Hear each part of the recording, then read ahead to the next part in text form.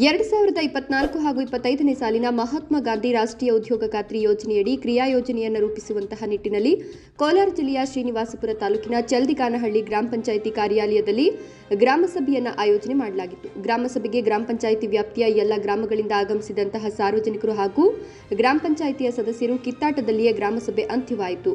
ಈ ಗ್ರಾಮ ಪಂಚಾಯಿತಿಯಲ್ಲಿ ರಾಜಕೀಯ ನಾಯಕರ ಕಿತ್ತಾಟದಿಂದ ಸಾರ್ವಜನಿಕರು ಪರದಾಡುವಂತಹ ಪರಿಸ್ಥಿತಿ ನಿರ್ಮಾಣವಾಗಿದೆ.